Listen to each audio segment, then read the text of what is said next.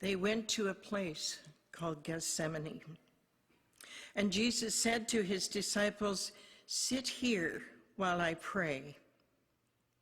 He took with him Peter and James and John and began to be distressed and agitated. And he said to them, "I am deeply grieved, even to death. Remain here and keep awake."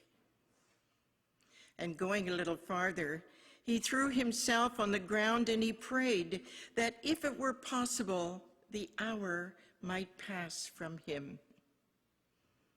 He said, "Abba, Father, for you all things are possible.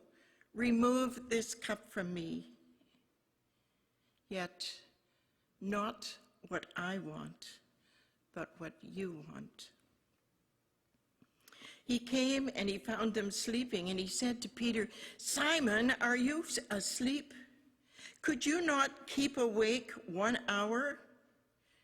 Keep awake and pray that you may not come into the time of trial. The spirit is indeed willing, but the flesh is weak." And again he went away and he prayed, saying the same words. And once more he found them sleeping, for their eyes were very heavy, and they did not know what to say to him. He came a third time and said to them, "Are you still sleeping and taking your rest? Enough! The hour has come. The Son of Man is betrayed into the hands of sinners. Get up. Let us be going. See, my betrayer is at hand."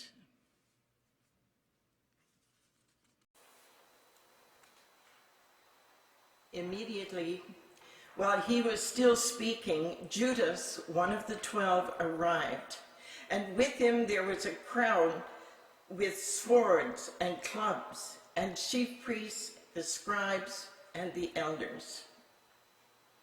Now the betrayer had given them a sign, saying, "The one I will kiss is the man. Arrest him and lead him away under guard." So when he came, he went up to him at once and said, "Rabbi," and kissed him. Then they laid hands on him and arrested him. But one of those who stood near drew his sword and struck the slave of the high priest, cutting off his ear.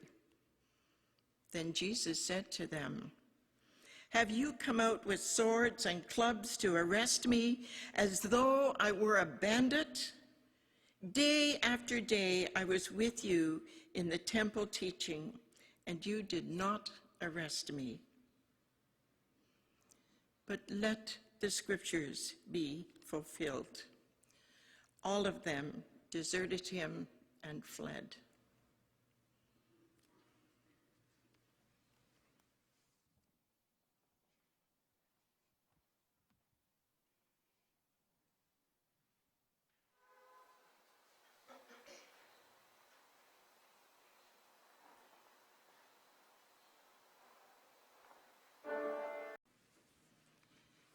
They took Jesus to the high priest, and all of the chief priests, the elders, and the scribes were assembled. Now Peter had followed them right into the courthouse of the high priest, and he was sitting with the guards, warming himself at the fire. Now the chief priests and the whole council were looking for testimony against Jesus to put him to death, but they found none. For many gave false testimony against him, and their testimony did not agree. Some stood up and gave false testimony against him, saying, "We heard him say, 'I will destroy this temple that is made with hands, and in 3 days I will build another, not made with hands.' But even at this point, their testimony did not agree. Then the high priest stood up before them and asked Jesus, "Have you no answer? What is it they testify against you?" But he was silent and did not answer. Again, the high priest asked him, "Are you the Messiah, the Son of the Blessed One?" And Jesus said, "I am. And you will see the Son of Man seated at the right hand of the power and coming with the clouds of heaven." Then the high priest tore his clothes and said, "Why do we still need witnesses? You have heard his blasphemy. What is your decision?" All of them condemned him as deserving death. Some began to spit on him, to blindfold him, to strike him, yelling, "Prophesy." The guards took him over and beat him. While Peter was below in the courtyard, one of the servant girls of the high priest came by. And when she saw Peter warming himself, she stared at him and she said, "You also were with Jesus, the man from Nazareth." But he denied it, saying, "I do not know or understand what you are talking about." And he went out into the forecourt. Then the cock crowed. The servant girl, on seeing him, began again to say to the bystanders, "This man is one of them." But again, Peter denied it. Then, after a little while, the bystanders again said to Peter, "Certainly you are one of them, for you are a Galilean." But he began to curse, and he swore an oath, "I do not know this man that you are talking about." At that moment, the cock crowed for a second time. Then Peter remembered that Jesus had said to him, "Before the cock crows twice, you will deny me 3 times." And he broke down and wept.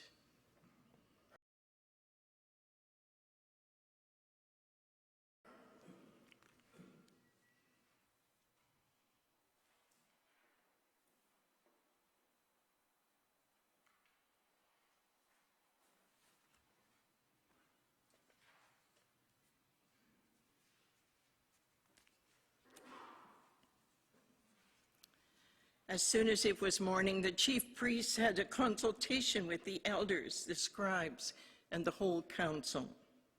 They bound Jesus and led him away and handed him over to Pilate. Pilate asked him, "Are you the king of the Jews?" And he answered them, "You say so."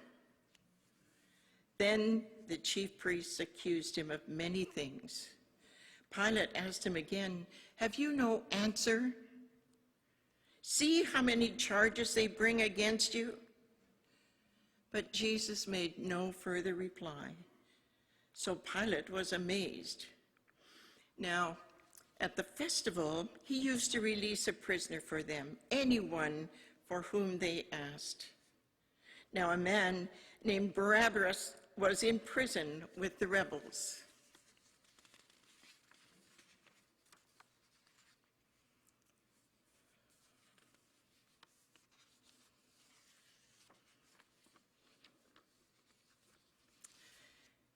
Now, a man called Barabbas was in prison with the rebels who had committed murder during the insurrection. So the crowds came and they began to ask Pilate to do for them according to his custom. Then he answered them, "Do you want me to release for you the king of the Jews?" For he realized that it was out of jealousy that the chief priests had handed him over. But the chief priests stirred up the crowds to have them release Barabbas instead. And Pilate spoke to them again. "Then what do you wish me to do with the man that you call the King of the Jews?" And they shouted back, "Crucify him!" Pilate asked them, "What evil has he done?" But they shouted all the more, "Crucify him!" So Pilate, wishing to satisfy the crowd, released Barabbas for them. And after flogging Jesus, he handed him over to be crucified.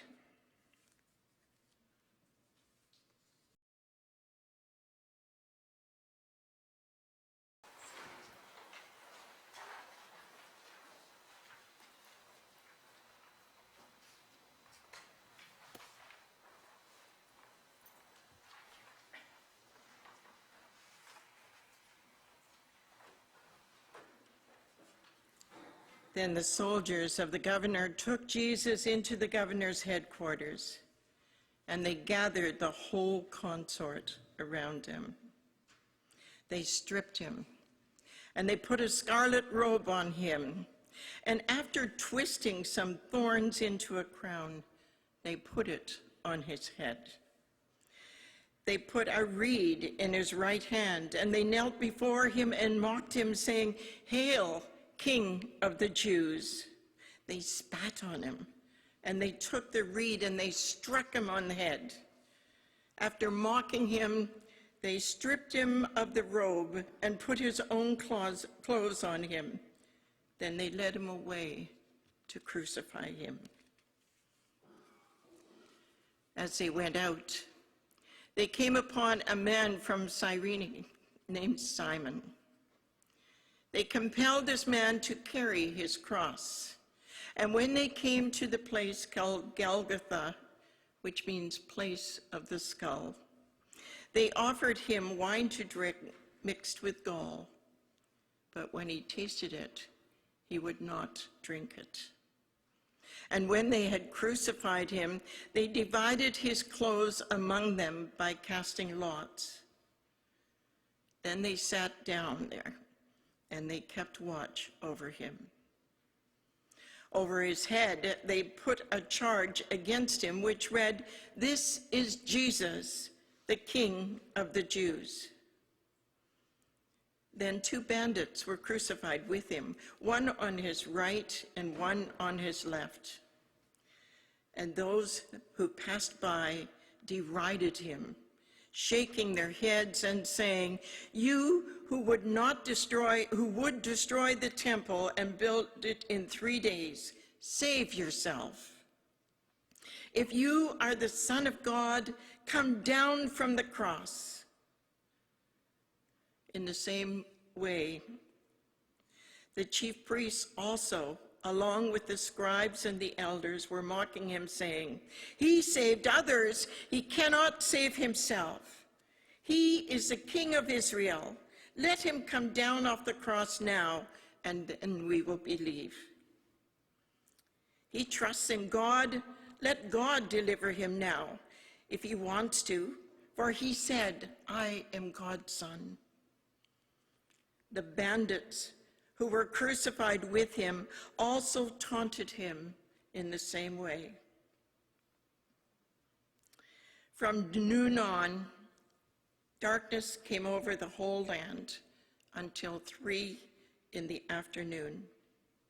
And about 3 o'clock, Jesus cried out with a loud voice, "Eloi, Eloi, lama sabachthani?" That is, my God, why have you forsaken me?" When some of the bystanders heard it, they said, "This man is calling for Elijah." At once, one of them ran and got a sponge and filled it with sour wine and put it on a stick and gave it to him to drink. But others said, "Wait, let us see whether Elijah will come to save him." Then Jesus cried again with a loud voice and breathed his last.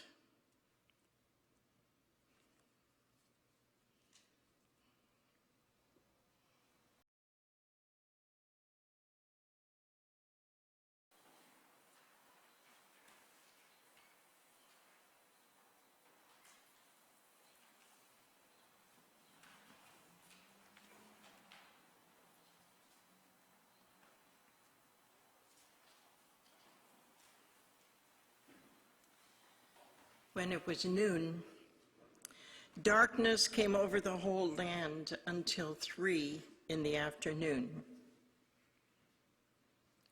At 3 o'clock, Jesus cried out with a loud voice, "Eloi, Eloi, lema sabachthani," which means, my God, why have you forsaken me?"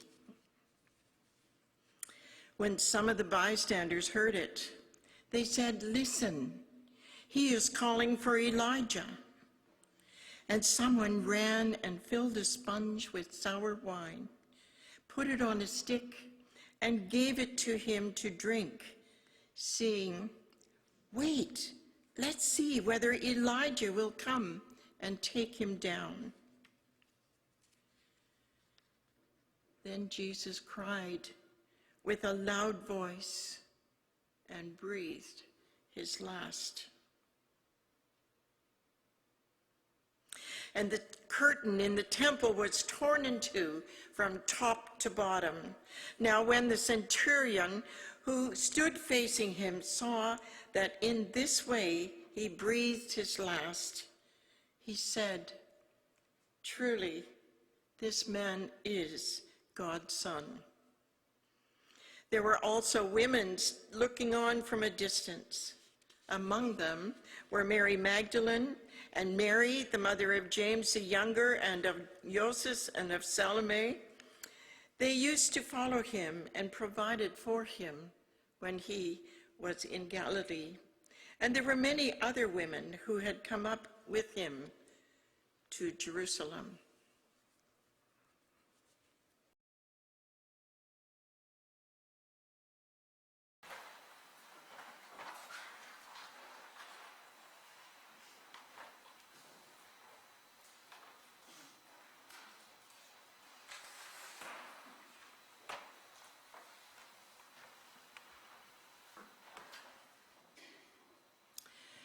When evening had come, and since it was the day of preparation, that is the day before the Sabbath, Joseph of Arimathea, a respected member of the council who was also himself waiting expectantly for the kingdom of God, went boldly to Pilate and asked for the body of Jesus. Then Pilate wondered if he were already dead, and summoning the centurion, he asked him whether he had been dead for some time. When he learned from the centurion that he was dead, he granted the body to Joseph. Then Joseph bought a linen cloth, and taking down the body, wrapped it in the linen cloth, and laid it in the tomb that had been hewn out of the rock. Then he rolled a stone against the door of the tomb. Mary Magdalene and Mary, the mother of Jesus, saw where the body was laid.